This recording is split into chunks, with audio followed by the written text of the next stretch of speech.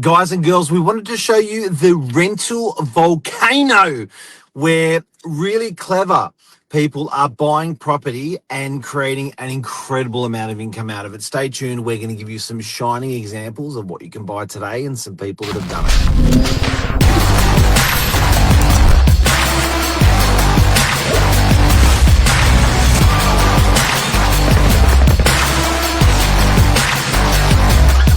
I'm the ringleader, so listen up. Josh Wapshot, The Economist. Good morning. Mr. Novak, how are you this morning? Very good, very good. So for people that don't know, real estate agent of 30 years, real estate agent extraordinaire, salesperson, commercial residential of 5 years. This morning, we're going to give you our best of what we know about these rental volcanoes that people are creating. Yeah, no, we Rental Volcano guys. I thought just before we came on, we thought, how do we explain this over the spectrum?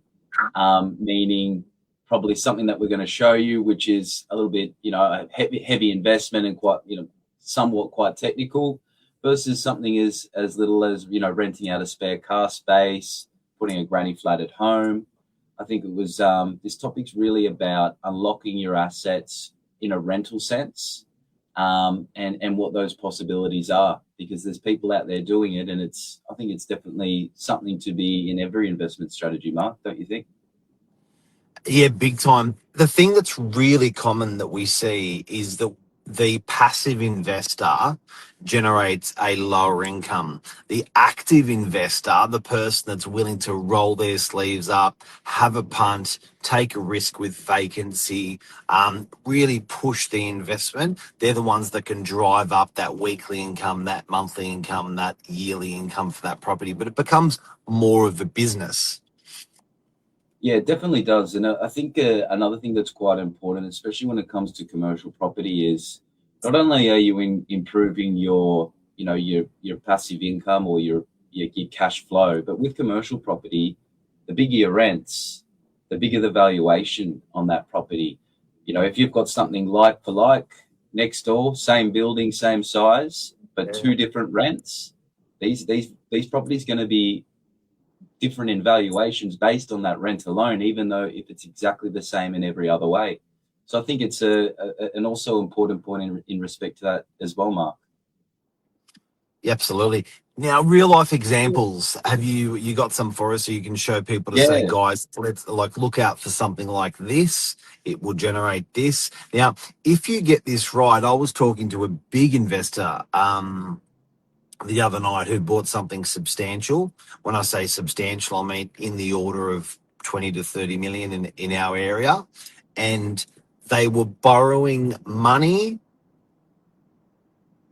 at 5.18%.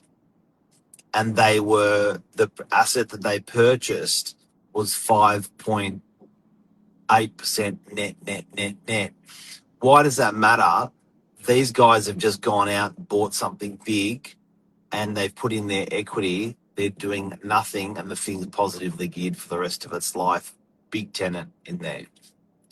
yeah, wow. I do have Pretty cool. it is. I think it's a really interesting and probably something that people have, I mean, let's say last 10 years, you generally used to purchase commercial property for the aspect of the rental side or the higher yields than your residential. But I really think Yes. as prices, especially in the residential space, have sort of carried these commercial areas that are, in close proximity to residential, that's sort of really eating into the yields at that, usual 6, sometimes 7%. Anytime we get something that comes up with a net 6% yield, it's generally got a very big interest from an investor base. So I think stuff like this is ways to unlock that potential once again. So I'm going to share you a property that we sold here at Novak. So I'll just pop this over here. So this is the property here. So it was 22 Chard Road, Brookvale.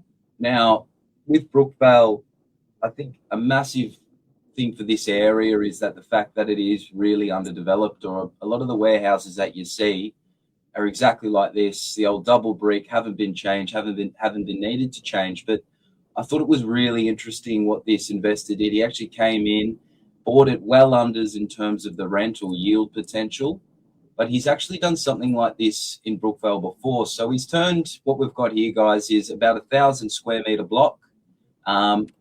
Basically Pittwater Road's over to the left-hand side, so it's in a very prominent location in Brookvale. And what he's done is given the property entire facelift. And I'll just take you back over here.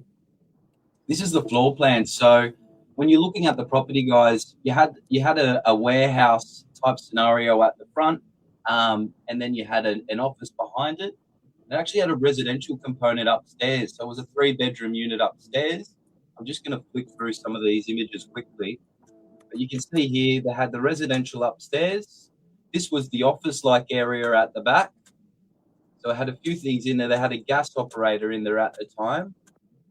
And then as I come towards the warehouse area, just at the front here, you get an idea, very old shape. So exactly what Mark explained about getting your hands dirty, this operator definitely did. That's a bit of a screenshot for you in regards to what it looked like previously. Now I'm going to show you what he's done now and how he's now presenting this property, because I think it is absolutely fantastic. So he's almost he's renamed it. So guys, this is the building we were looking at previously, old red brick. So new paint. He's given it the name, the charred, and then what he's ended up doing is he's actually sectioned up these areas into 3 individual warehouses and a office area up the top there. So, and another really important factor, I think, which a lot of opportunities don't have, is it's turnkey. He's done all the major stuff. So he's polished the concrete, painted the walls, new bathrooms has gone in every spot. So it's essentially waiting for that key operator that's generally going to lock in a long lease at a very good rate. They've even put a mural on the wall, but seeing what it was before and what it is now, I think this is an absolutely fantastic idea, and it's been taken really well by the public. So I just really wanted to share that because I thought it was an amazing change and definitely a way to unlock those rents. Mark? So what sort of rent was it getting? What sort of rent will it get now that the works have been done? It was, yeah, well, it's getting well unders. It was getting around 80,000 in that current form. Now you're probably looking at almost 350% increase on those previous rents with what he's done in there. And like I said, he hasn't done anything majorly costly. He's done paint, he's done polished flooring, and he's done new bathrooms. But I think he's definitely tending to the target market that what you're looking for in terms of a tenant. Can you just put that screen layout back, Josh, just to how we normally have it? I can't really. Thanks, Sage.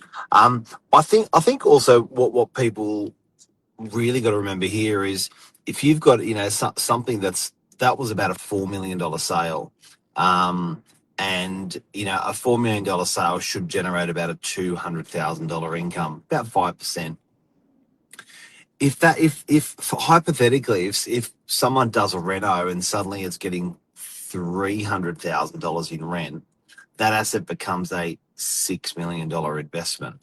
So that's how much that hard work's paying off. Are they going to spend $2 million to get it to that condition? Probably not. So there's some money there to be made.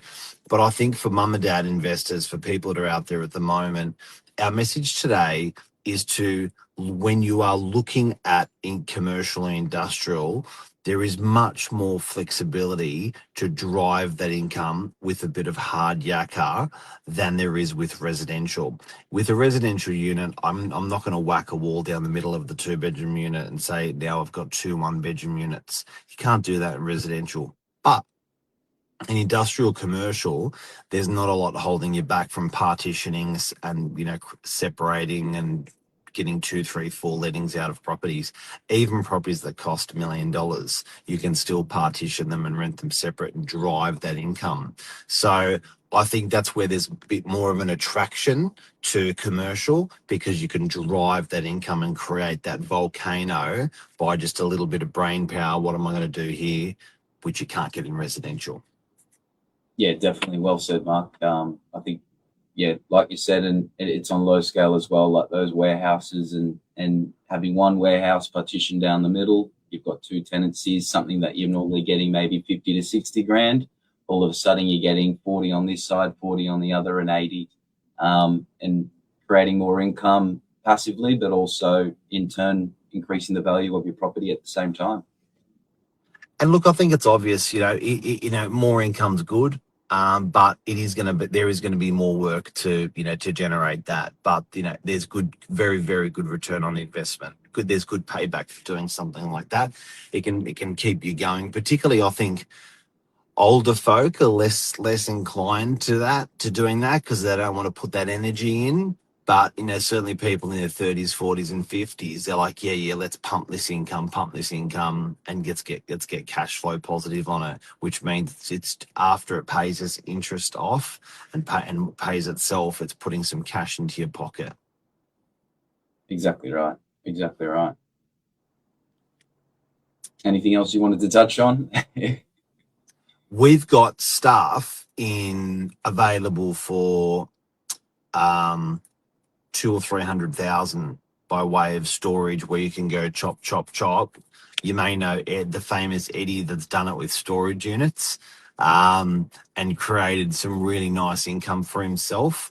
We've got stuff that's 1.2 million brand new that you can go chop, chop, chop and create some pretty huge income out of. So I guess moral of the story, guys, is industrial commercial will allow you to drive that income harder if you use your brains. Come to us and we've got some opportunities. Yeah, I think thinking outside the box, biggest thing, doing what other people aren't, that's what's going to drive your success and, a well-positioned investment. Big time. Thank you, Mr. Awesome. Wapshot. Thanks, Have Mark. a great day. See you guys. Bye. Bye.